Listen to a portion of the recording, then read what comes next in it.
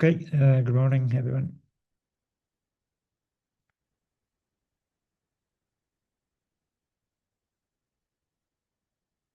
Let's see. So we finished off the last day looking at this, starting to look at the CDK framework or toolkit, and just want to pick up the story on that. So we're looking at these slides here.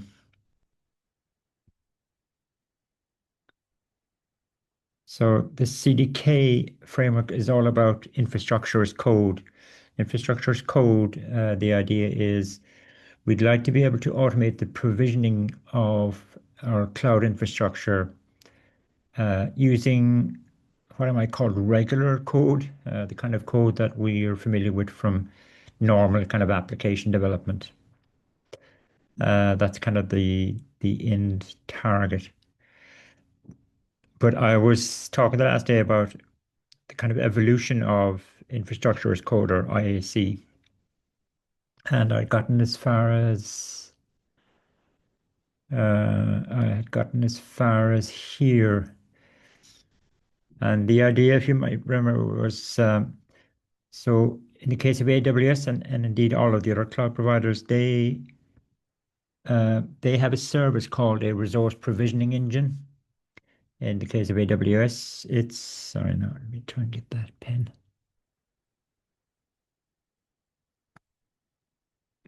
Why doesn't that pen want to work for me?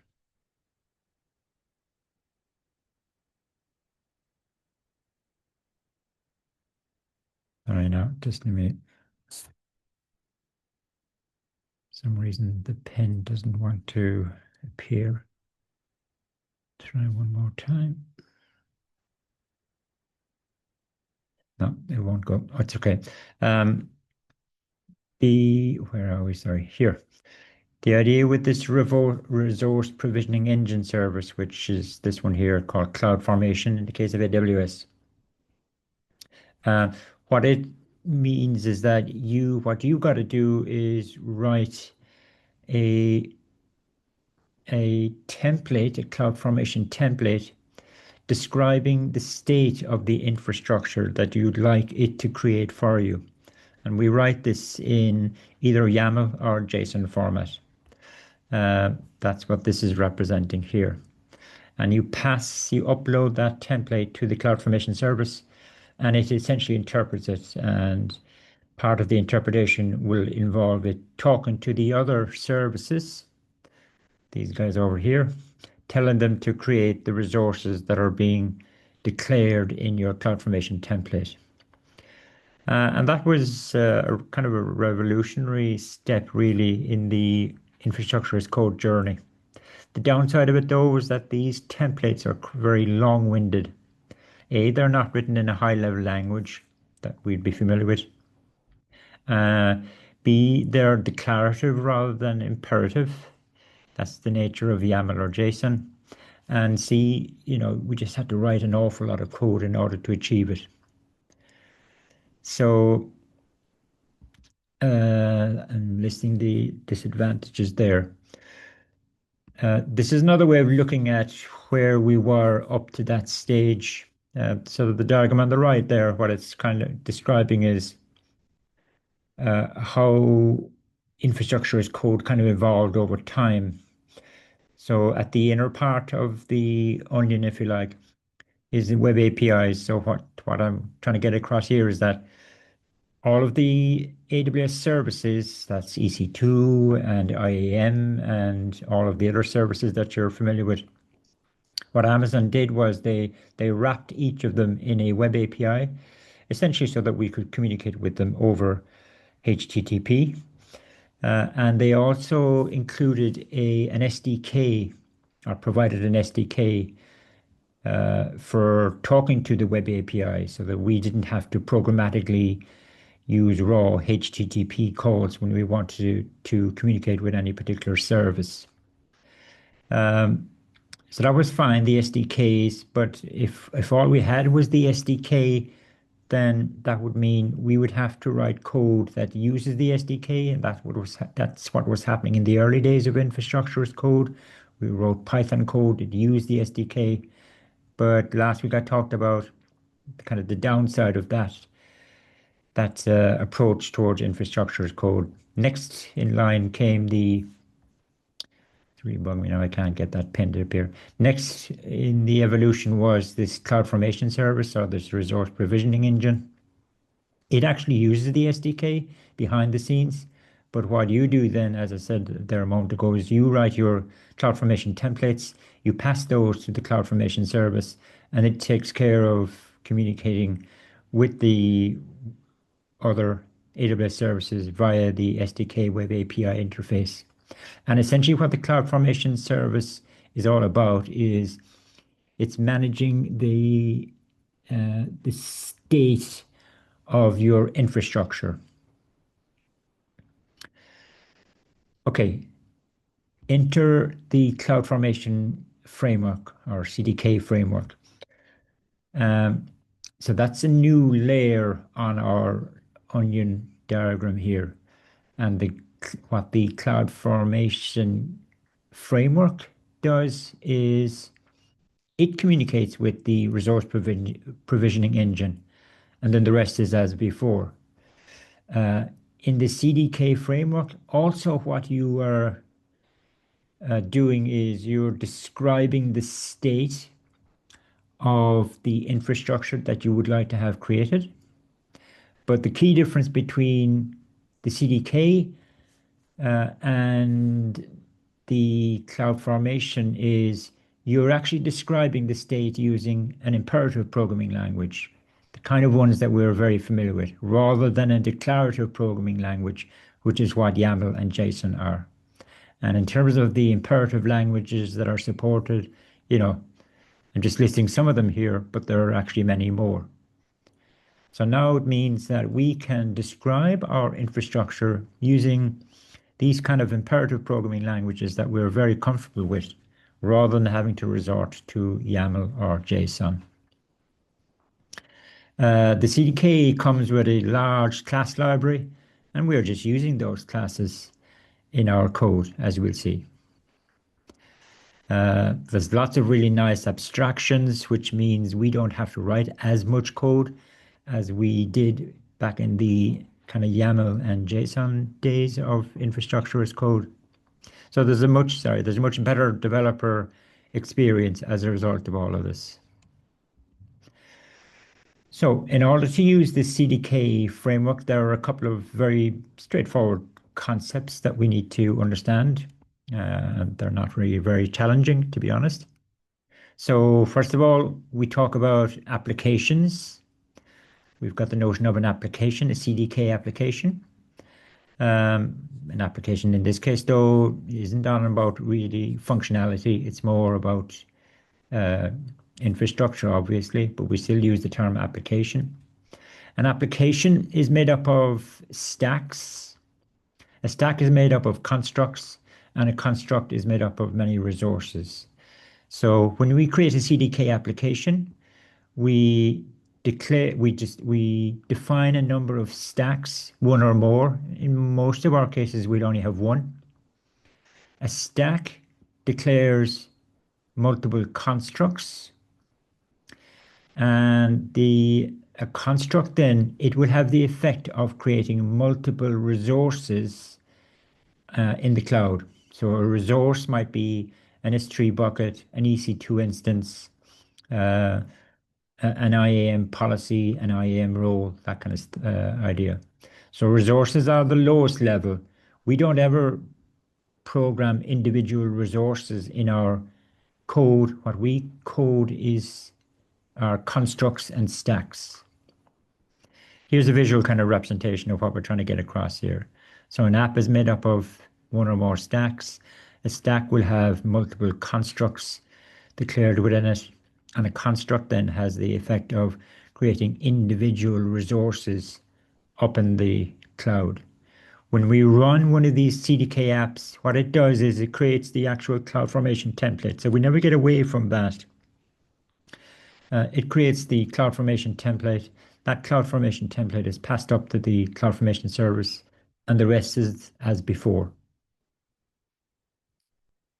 I'm saying here a stack is actually the unit of deployment. We don't, well, we can deploy an app, but when we're deploying an app, what we're really saying is deploy all of the stacks within the app. You can also say, I only want to deploy certain stacks within my app. So the unit of deployment is really a stack rather than an app. And one of the benefits of the CDK framework, there are other frameworks as well that are in this kind of space, but I'd say the CDK framework well, certainly in AWS world, the CDK framework is by far and away the most popular. I think of all the frameworks kind of in this area, it would be the most popular as well, even though you can only use the CDK with the AWS cloud platform. But what I'm saying in this slide here is that the benefit of the CDK and its equivalents is you get much greater developer productivity because you're actually writing physically less code. On what I'm showing you here is just some CDK code. We needn't worry about the detail of it, but there are 12 lines of code. When that gets converted into a CloudFormation template, which it must be converted, but the CDK framework will do that. The actual equivalent CloudFormation template is much larger, as you'll see, as I'm saying here. It's about 150 lines. So, clearly, as a developer, you're much more productive writing your code this way rather than this way. This is the kind of the runtime behavior. Again, kind of repeating myself really, I suppose, in a way. But when we run a CDK application, first of all, we write our CDK application in whatever imperative programming language you desire, TypeScript in our case. You then kind of pass that to the CDK framework. The CDK framework creates the CloudFormation template equivalent of your high-level language code of your CDK application, passes that to the CloudFormation service. CloudFormation service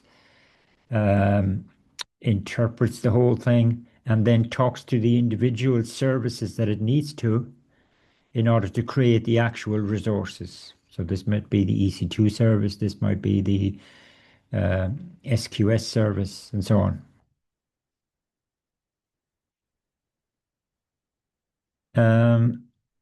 This is the kind of workflow. It's very simple, really. So once you've installed the CDK, CLI, then when you go CDK init, you're essentially creating a new CDK project or CDK application. Actually, it's in the CDK application. And you must tell it what language you're going to be using. And what that does is it creates a template folder structure, which we'll look at in a second. Typically, then you would write you'd write your infrastructure code. You code your various stacks that make up your application. You can do CDK sint, although I don't think I've ever used that command. But what that command does is it creates the CloudFormation templates and just leaves it at that. What most people do is once after they've done CDK init and written their code, then they would go to CDK deploy. And what CDK deploy does is, if I go back to the previous screen, it converts this into this and pushes it up to CloudFormation, etc., etc. So that one simple command, CDK deploy, has the effect of triggering that flow, which hopefully results in the creation of your individual infrastructure resources up in the cloud. You may then decide to make some changes to your code, as in you want to change the configuration of some of your infrastructure, add new infrastructure, delete some current infrastructure, whatever the nature of the code changes are. All you've got to do is CDK deploy again. There shouldn't be a dot there. CDK deploy again. What this CDK deploy will do is it will again create uh, a new CloudFormation template, it will pass that new CloudFormation template up to the CloudFormation service, and the CloudFormation service will compute the difference between the stack that you did deploy up here, the stack that you deployed here, and the now updated stack that you want to deploy here. So the CloudFormation service works out what changes need to happen to essentially reflect the new state of the infrastructure that you have coded here. So really, it's the CloudFormation is doing all the heavy lifting in a sense. Eventually, you may want to actually delete all of the infrastructure, and that's what CDK destroy does. If you happen to do CDK destroy, deletes all the infrastructure, and you really want to actually get back to where you were here, all you've got to do is CDK deploy, and it will create the state that your infrastructure was in before you did the CDK destroy.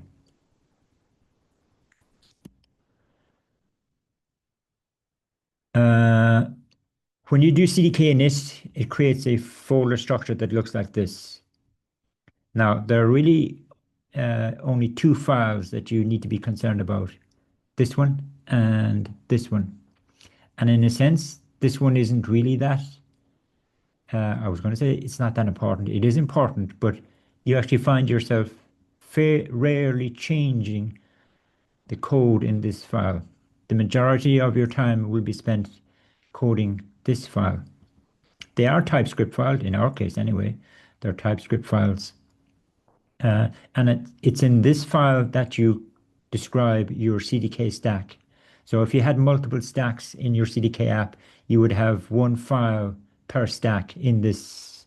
Sorry, I'm pointing at the wrong one. I should be pointing at this one. Sorry. The lib folder. There's no SRC folder as such. In the lib folder, you have a file per stack. Yeah, and that's where you would spend quite a lot of your time coding.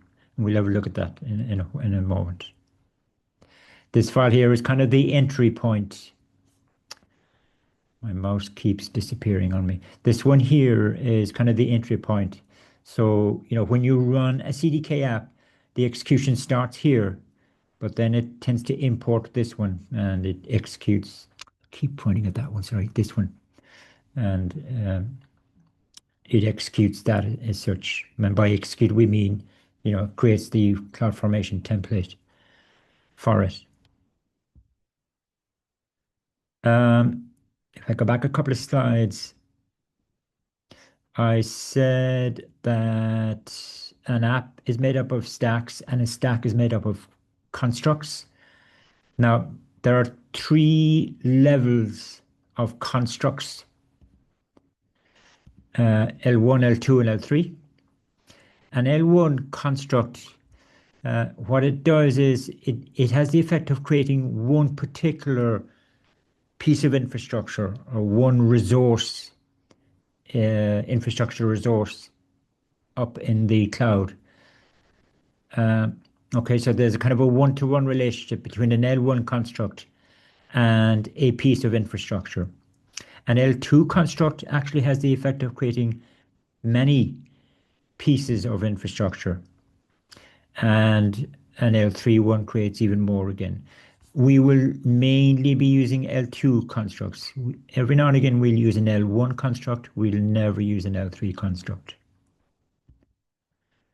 Let's do a demo. Now, if you happen to have walked, sorry, where are we? If you happen to have walked through this lab last week, I didn't really require you, but if you did, then you'd be slightly ahead of me, but that's okay. So anyway, let's look at a simple example.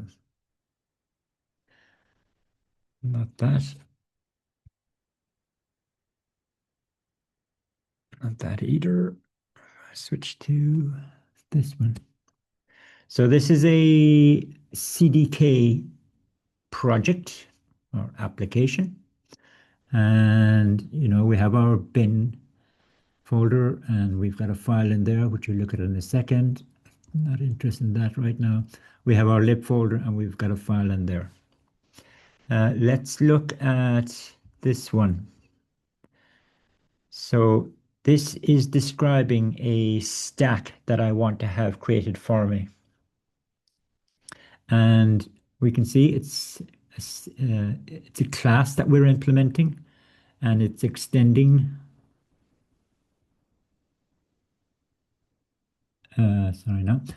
It's extending the stack class, which comes with the framework. When I talk about the CDK framework, if we look at the package.json, you can see, where is it? Here. That's essentially the CDK framework. Okay, it just comes in the form of a library. Okay, back to this guy. So what am I trying to do in this stack? Let's take it step by step. All I'm doing here actually, and you could kind of work it out, but what I'm doing here is I'm just getting a reference to the default VPC was created for my AWS account when I created my account. As you know, every AWS account has a default VPC associated with it, virtual private cloud. You can create other VPCs if you want to, but they cost money, and we don't need that. So I'm just getting a reference to the default VPC there. That's not that interesting. I'm going to skip over this for a second. Here, I'm creating a new instance of the security group class. Now, remember I talked about L1, L2, and L3? The security group class is an example of an L1 construct.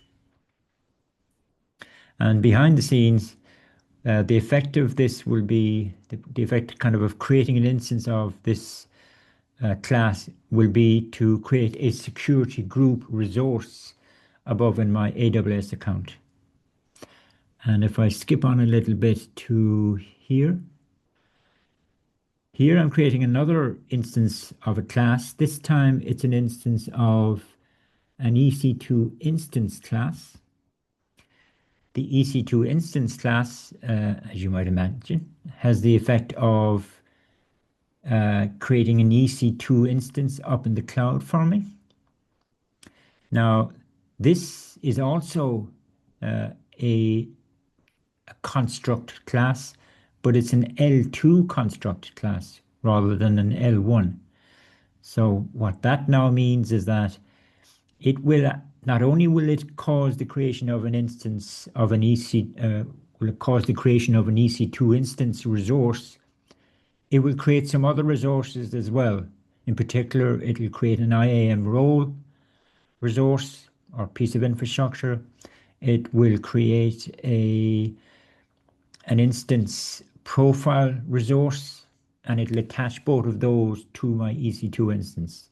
So there's kind of a 3-for-1 relationship between this L2 construct, and this is a good example of what I mean by an L2 construct, where one instance of this construct results in the creation of many pieces of infrastructure or many resources in my AWS account. We'll come back to the other bits of code in a minute, but so we've got some examples there. We've got two examples of this idea of a construct. One happens to be an L1, the other happens to be an L2. And there'll be many other constructs that we will look at as we work our way through this module. But what you'll notice is that every construct has the exact same kind of signature. If we look at, let's say, this one here, there are 3 parameters that I'm passing to the constructor for this class. This is the first one. This is the second one, and the third one is this large kind of object. In the case of the security group,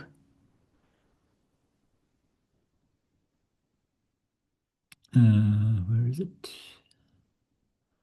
The security group.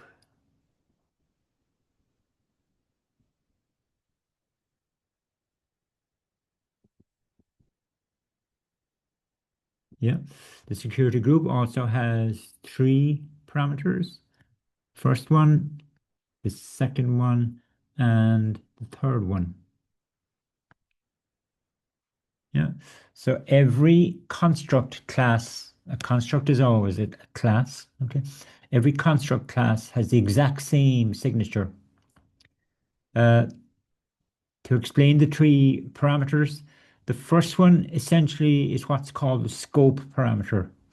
And the scope it's always this, in that you're essentially attaching this construct to the current stack, because all of this code is inside in my stack class. So it's always, it's always going to be this, or nearly always anyway, always in our case, but it can be other things. So we're essentially attaching in this case, the security group to the current stack that we're in. The second argument is just an identifier for this construct. It can be any string that you want it to be, but it needs to be a unique identifier within the overall stack. And the last parameter, kind of object, that will contain the configuration for the particular construct. In this case, it'll be the configuration for our security group. In the one below, it will be the configuration for our EC2 instance. And that third parameter is going to be different for every type of construct that you're going to be declaring, because clearly, like, the configuration for an EC2 instance is very different from the configuration for a security group or for the configuration of an S3 bucket or whatever. If you want to find out what are the different keys within this object, then one way to do it is to actually drill down go into the kind of library itself. Now, what I mean by that is, if I mouse over this and click,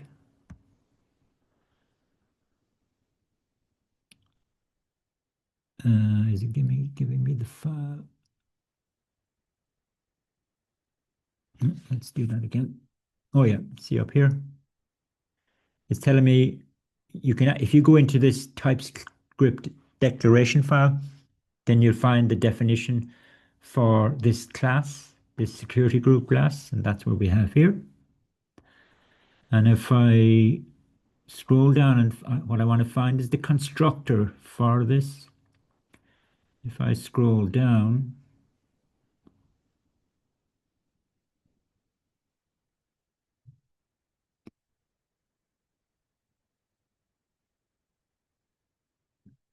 here's the constructor here. Here are the three arguments that I was talking about. The first one is the scope argument. The second one is the ID argument. And the third one, in the case of this one anyway, is an instance of this thing here. So what is this?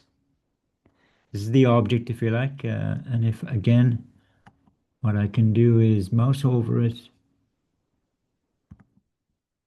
and lo and behold, I've got an interface data type, which is describing the structure of that object that we're passing to the security group class. Now, you won't need to really drill down into this yourselves, I don't think. You can if you're interested, but I'm just showing you where you can find the details of the different configuration settings for a particular construct in your stack class. Okay, let's go back to, let's just close that off. If we look at the rest of the code here, um, all we're doing here is just creating essentially a script that we want to uh, make the initialization script for my EC2 instance. So I'm just creating this kind of this object here, and what did I call it? User data. And you might, if you look down at my EC2 instance, I'm actually I'm passing user data as part of the configuration for my EC2 instance. And you might remember user data is what Amazon calls this kind of startup script for your EC2 instance. And there are other parts as well here, which I don't really need to go into. We don't need to kind of look over the detail of this. You could kind of work out what I'm trying to describe here, or what kind of configuration I'm providing here for my EC2 instance. In terms of my security group, what I'm doing here is I'm adding an ingress rule to my security group that will allow HTTP traffic over port 80. And I'm also attaching, you can see I'm attaching the security group to my EC2 instance. Okay, so that's my stack file, and there is only one stack file. If I quickly look at this file up here, this is what I'm going to call the application. And really all that's happening there is I'm creating an empty CDK app, and here I'm kind of linking my stack to my app. Okay, we don't kind of add the stack to the app. We kind of, in a sense, we add the app to the stack. We kind of do it the other way around. We don't add the stack to the app. We add the app to the stack, which is kind of slightly non-intuitive, I suppose. But okay, now if I now just do CDK deploy from the command line, and I did it earlier on, what the CDK framework will do, number one, is it will create the CloudFormation template. Now, you can actually see the template if you go into this CDK out folder. And you can see there's a file here called .template.json. It defaults to JSON as opposed to YAML, but and you don't really ever need to do this, but if you go into that JSON file, you will find the full CloudFormation template associated with this particular app. And you can see that it's creating a security group piece of resource. It's creating, what else is it doing? Let me just do a Control F.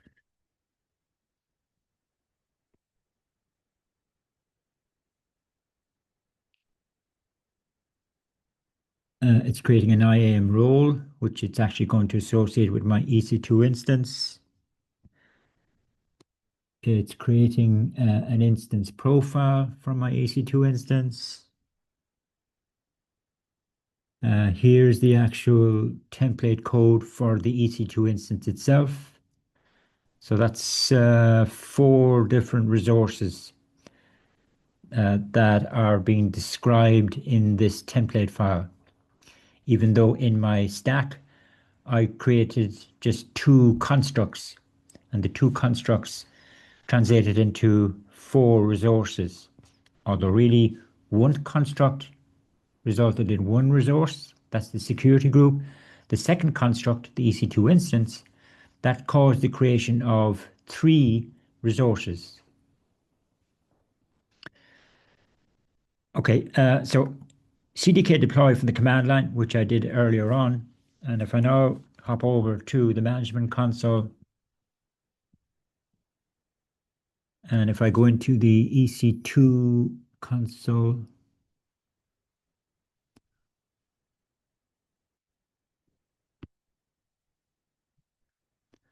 look at my instances, and here it is here. This other instance is one that I was actually using last semester with you, and you can see it stopped anyway. So this is the EC2 instance that it has created for me, and it's running.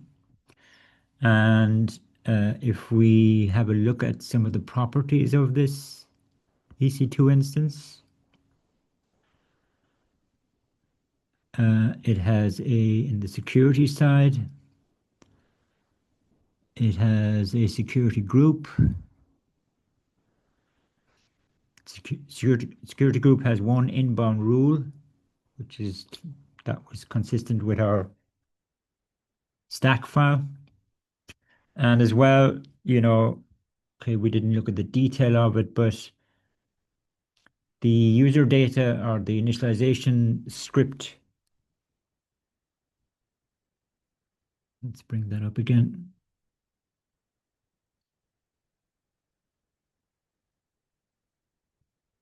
This is the initialization script for my EC2 instance. And if you just scan over it, you'll see what I'm doing is I'm installing a web server and I'm starting up the web server and I'm getting it to just serve this line here as kind of the home page. Now, what I also didn't show you actually in the stack file is here, this bit here. If you want to output something to the terminal when you do CDK deploy, this is how you do it. And what I'm outputting here is the domain name that the EC2 service will generate for my EC2 instance. Because my EC2 instance is publicly accessible and it has a public IP, it will also generate a domain name for it. And if I look here, down here at when I ran CDK deploy, you can see this bit here, right? This was generated as a result of this 2 lines of code here. And so this is the domain name for my EC2 instance.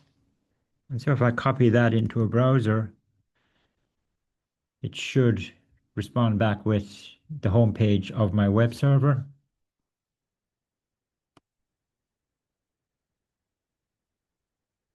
Although I have to, let's see, let's try it as it is. Yeah, okay, let's do a refresh to be sure.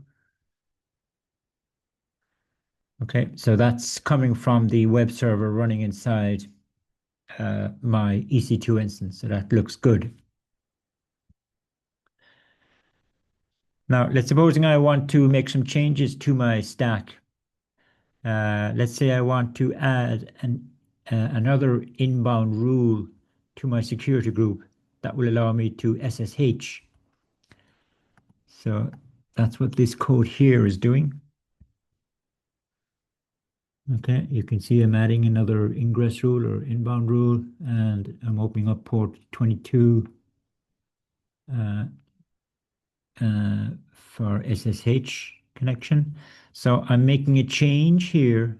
I'm making a change to the overall state of my stack, but having edited my code, all I've got to do from the command line is just run CDK deploy again. And this time the CDK framework will create a fresh template, CloudFormation template. It will upload that template to the CloudFormation service. The template now describes the new state of my stack that I desire. The CloudFormation service will compare that to the current state of the infrastructure, work out what the difference is, and then communicate to the relevant services to change either the configuration of an existing piece of infrastructure or add a new piece of infrastructure or delete a piece of infrastructure. In this case, it's changed the configuration of the security group. So let's just do the CDK deploy.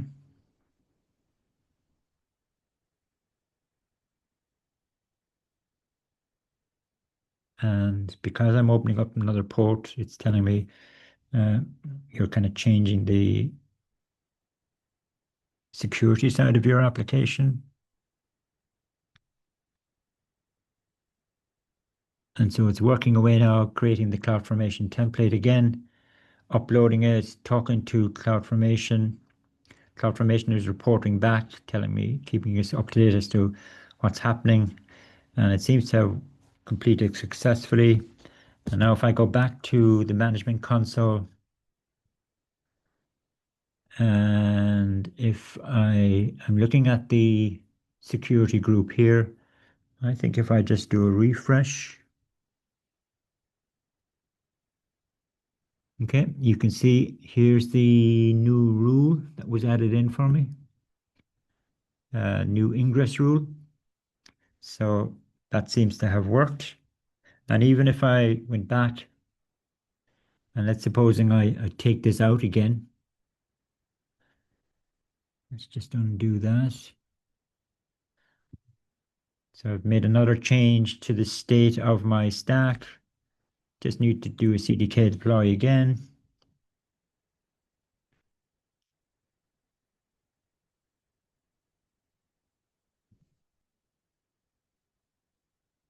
CloudFormation is constantly kind of reporting back to us as to how it's getting on. There isn't a whole lot that it has to do in this case, so there isn't a lot being reported, but okay, that seems to have completed successfully.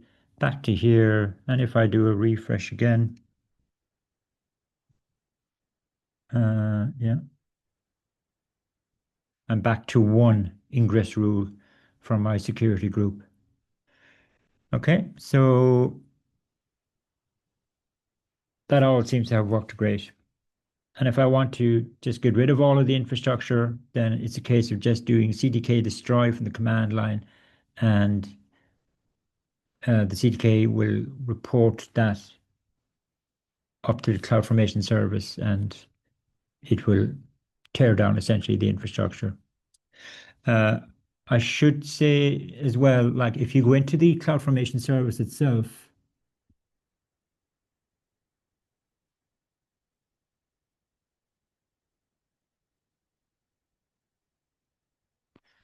let's see, and this is a legacy from somewhere else. This is the actual stack associated with my app. And the name there, CDK stack, that would correspond to the name that you are using here.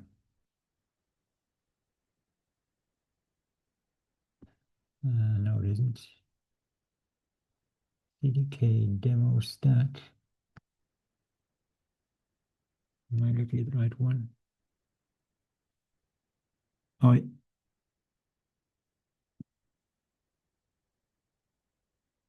CDK stack. Where did I get CDK stack from?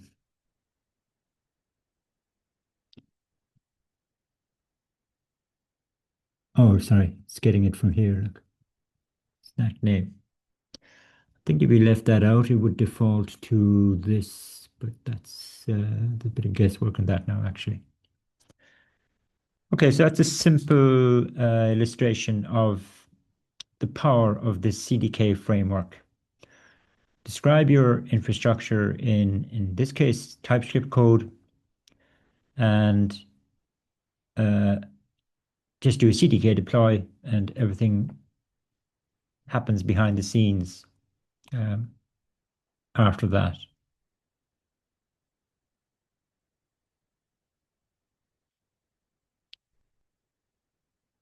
Now, at this stage, everybody should be able to work their way through this. Now, the stack that you're creating in this lab is much more elaborate than the one that I created there, it's all based around uh, an application load balancer and auto scaling groups. I'm not really concerned with you fully understanding the stack, although you've seen that kind of stack in the automated cloud services from last year. Um, and once you create that stack though, because you are creating a lot of EC2 related resources, you're being charged for them. I think I might have mentioned this to you before. So it's important that you don't leave the stack up and running. Just go to the cleanup. Make sure you complete the cleanup section of this lab where you do a CDK destroy, which will tear down all of the resources for you. The other thing I should just mention is this isn't a lab as such.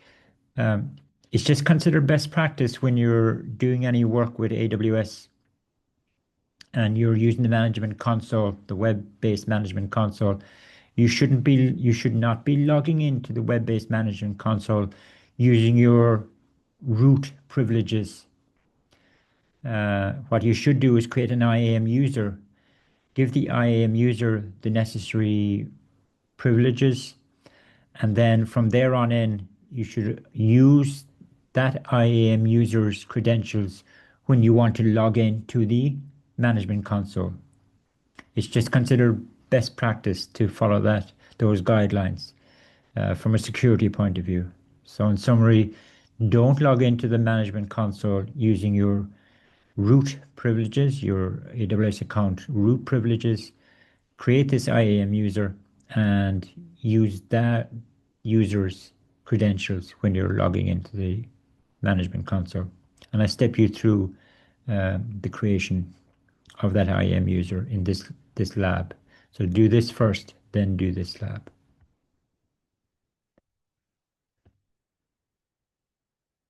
So we now have just some basic understanding and the fundamentals of the CDK framework, and we're going to be using it right throughout the rest of this module. The next topic I want to look at is serverless architecture. And we'll start with what we mean by serverless first, although people probably have heard the term before, I'd say, hopefully anyway. I'll bring up a new set of slides.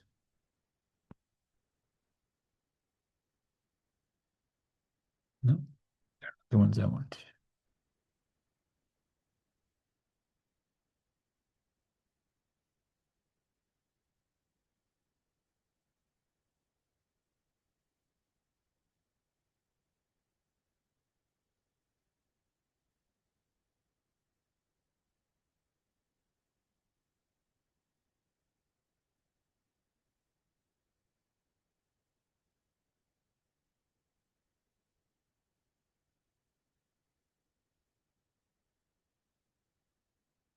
Um, so we'll define what we mean by serverless first, just to make sure we're all on the same page. And really what we're interested in is what services does AWS provide that come under this serverless kind of banner? The first thing we need to state is that when we talk about serverless, clearly we're talking about server side, but serverless doesn't mean that there aren't any servers being used. All it simply means is that you, as a developer, are not concerned with provisioning servers. And servers in the case of AWS would be, provisioning EC2 instances. You don't have to worry about provisioning servers, configuring them, installing necessary software on them, all that kind of stuff is taken care of by AWS, let's just say. You can tell it what kind of underlying layers of software you want in terms of operating system and third-party frameworks or libraries that you want to have available in the runtime environment of your code, but you just tell it and it takes care of installing, if you like, all of that for you. Um, the upside of all of this, of course, is that these are the things, if we didn't have this notion of serverless, then these would all be concerns that we would, or issues that we would have to deal with as a software developer. I'm not going to go through them one by one, but suffice it to say that uh, we can spend more time, I guess, developing our applications rather than worrying about the state of the underlying layers that our application is running on. With serverless, these are the benefits, and that's all okay. You can read through those yourselves. So, AWS provides lots of services that come under this serverless banner, and the services are related to different areas of an application. In terms of compute, the main serverless service is Lambda, AWS Lambda. We'll spend a lot of time looking at that. So if you write code and you want to run it, if you like, run it in the cloud, but run it on a kind of serverless platform, then you might decide to use the Lambda service in order to do that, and that's what we will be doing. There may be a data space aspect to an application that you're developing. And if you want to use a serverless database, one option is DynamoDB. It's not the only one though. DynamoDB is an SQL, no, sorry, no SQL database, although I have a question mark here, which I'll elaborate on later on, but it turns out that DynamoDB, yes, it's no SQL, but there are lots of other aspects to it as well, which you don't find in regular NoSQL databases, which are quite nice. AWS Cognito, the third one, is a serverless service that you can use for just managing user accounts, like user registration, user login, all of that kind of stuff, password resets. So rather than you having to code all of that yourselves, you can just use the Cognito service to take care of it. You configure it, and it takes care of all of that for you. The fourth one, API Gateway, you use that if you want to develop a REST web API, which we will be doing. So we'll see that. S3, we are familiar with from last year. SQS and SNS, we'll look at that later on this module. It's all about messaging, and on it goes, right? So there's lots of serverless services that AWS provides, and in fairness, all of the other cloud providers have equivalents.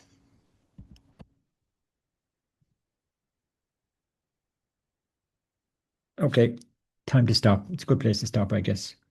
So next week we are, sorry, not next week, Thursday, we'll start looking at the Lambda service, and we'll spend quite a bit of time actually uh, drilling down into that service, and we will be writing lambdas, as we call them, lambda functions, right throughout the rest of this module. So we need to be comfortable uh, using the service.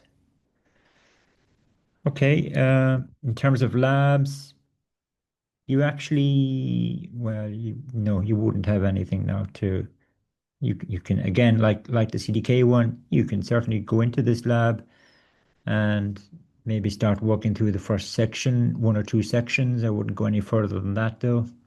You are not submitting this lab now. Um, the next lab that you'll be submitting will be quite a while away, actually, as it turns out. Okay, that's all I have to say for now. I will pause just in case there are any questions. No.